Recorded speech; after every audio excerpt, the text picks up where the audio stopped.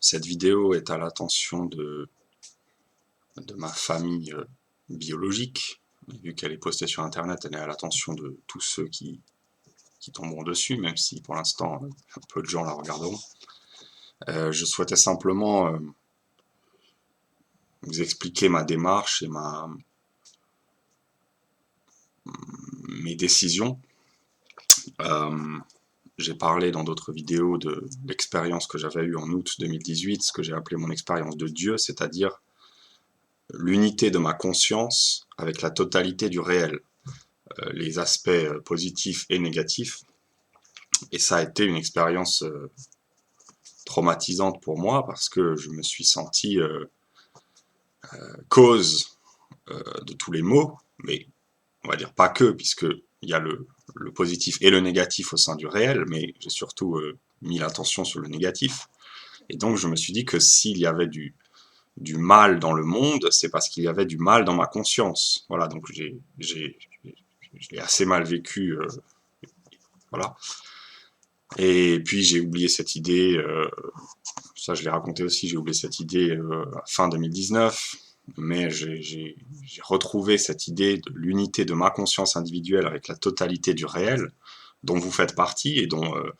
le monde physique fait partie, le monde, ce qu'on appelle le monde de l'esprit, c'est-à-dire toutes les pensées, les actions humaines, les activités humaines, ce qu'on appelle le monde en général. Voilà. Et donc, j'ai beaucoup lu de philosophie, j'ai beaucoup lu sur beaucoup de sujets, et j'ai décidé qu'il était temps d'appliquer ma pensée, d'expérimenter ma pensée. Et donc ma croyance intime, c'est pas ma croyance, c'est ma certitude intime, c'est que le monde qui s'oppose à moi parce que je suis un sujet qui perçoit un monde objectif, que ce monde est un avec ma conscience individuelle. Et c'est ce que le philosophe allemand Hegel appelle la raison, ce que Fichte appelle le moi qui pose la réalité comme étant sa réalité. Et ça explique tout simplement la raison pour laquelle le monde est rationnel au sens de la science, c'est-à-dire que moi, quand je comprends des lois scientifiques ou des lois sociologiques ou des lois économiques, je comprends le réel parce que le réel n'est que la manifestation de lois déterminées dans le monde de la nature, dans le monde des hommes, etc. Et j'ai fait une vidéo sur Spinoza, sur Fichte, sur la raison hegelienne, qui explique l'unité de la conscience individuelle avec le monde. Et donc, euh, je crois en un principe qu'on appelle le Christ, mais pour moi c'est pas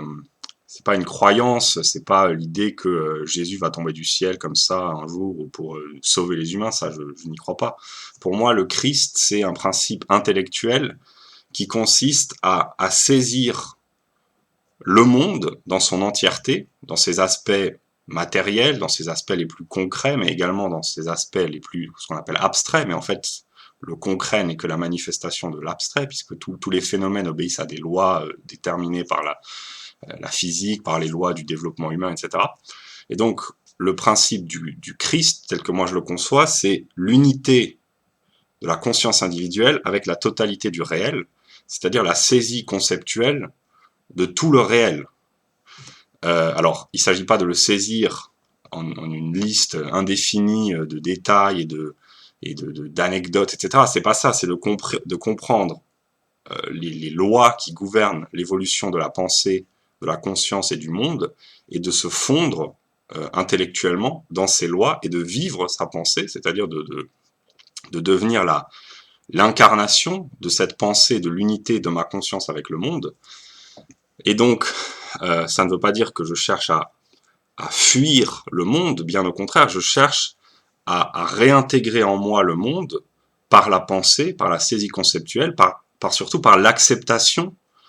de ce qui est, y compris dans ses aspects négatifs, et ça c'est le plus difficile pour moi, parce que personne n'aime le négatif, tout le monde préfère les choses positives, mais dans le réel, il y a des interactions entre le bien et le mal, le positif et le négatif, la douleur et la joie, etc. Et moi je cherche à comprendre et à expérimenter la totalité de ce qu'on appelle l'être, c'est-à-dire la totalité du monde ou du réel, voilà. Et je vais tenter de vivre. Alors je sais qu'il y aura des moments où je vais échouer parce que c'est une pensée tellement sublime qu'elle dépasserait n'importe quel mortel. Donc je vais contredire ma propre vision de la réalité que j'ai, c'est-à-dire cette unité à la fois réelle et intellectuelle dans laquelle je veux me fondre. Donc je sais que je tomberai dans des contradictions, mais je vais essayer de vivre tel que que Dieu vivrait s'il était parmi nous, si je puis dire, c'est-à-dire d'accepter le réel tel qu'il est, en cherchant à le comprendre et à faire mienne toutes les pensées conscientes des hommes et aussi les pensées inconscientes. Ça, c'est ce qu'un philosophe allemand, Schelling, dit, c'est que la nature, c'est la manifestation de l'esprit inconscient, c'est-à-dire que la nature est rationnelle, mais elle ne le sait pas, c'est que par la pensée humaine que la nature accède à la conscience d'elle-même. Ça, j'en ai parlé dans mes vidéos sur Fichte, Spinoza et sur Hegel. Et donc, je vais essayer de me comporter dans ma vie de telle sorte que je considère que les autres, tous les autres, sont un miroir de moi-même, c'est-à-dire je vais tenter d'accepter ce qui me déplaît a priori chez les autres comme étant un reflet d'une partie de moi-même, donc de m'unir intellectuellement à l'altérité, quelle qu'elle soit, dans ses aspects les plus bas, les plus vils parfois, mais aussi les plus nobles. Je vais essayer de comprendre l'altérité comme étant un reflet de moi-même, comme étant le miroir de moi-même, et je vais essayer de comprendre le monde dans tous ses aspects, dans toutes ses nuances, les maux et les bienfaits, les douleurs et les joies, la tranquillité et le mouvement, les émotions négatives et positives. Je vais tenter de, de m'approprier intellectuellement ce monde qui, de mon point de vue philosophique, est mon monde, et je vais essayer de me comporter au sein de ce monde comme si c'était le mien finalement, et donc essayer de m'accorder avec ce monde dans tous ses aspects, dans toutes ses nuances d'être, on pourrait dire. Et voilà. Et concrètement, qu'est-ce que ça veut dire? Ben, ça veut dire que pour l'instant, je me consacre à faire des vidéos, à lire, à écrire. Je n'oublie pas de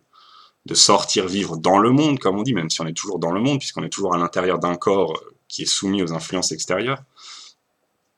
Et je vais utiliser l'héritage matériel que m'a légué mon père, c'est-à-dire la somme d'argent qui me permet pour l'instant de ne pas avoir à exercer un métier qui rémunère mensuellement, puisque pour l'instant j'ai l'héritage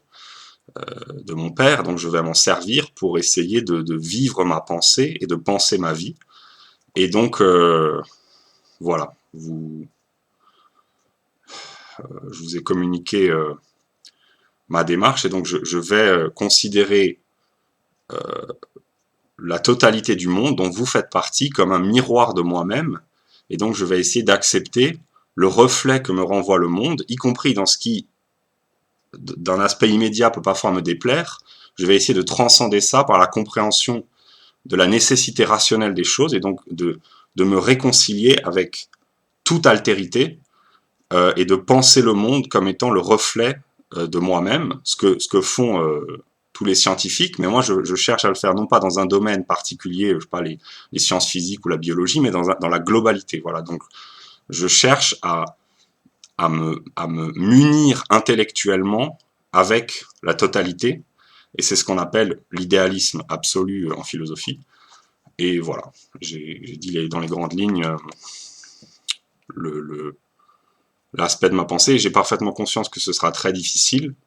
pour moi, et donc que l'altérité, qui n'est qu'un reflet de mes propres inquiétudes, de mes propres faiblesses, de mes propres côtés sombres, etc., qu'elle va se manifester à moi, et que je devrais me réconcilier et accepter cette partie de moi-même que chacun a en soi, mais que moi je sais avoir en moi, cette partie négative, je vais devoir faire la paix avec ce négatif de moi-même et, me réconcilier avec la totalité du monde. Et c'est ce que j'ai entrepris de prendre, de vivre ma pensée idéaliste et de penser ma vie d'un point de vue idéaliste. Et donc, voilà.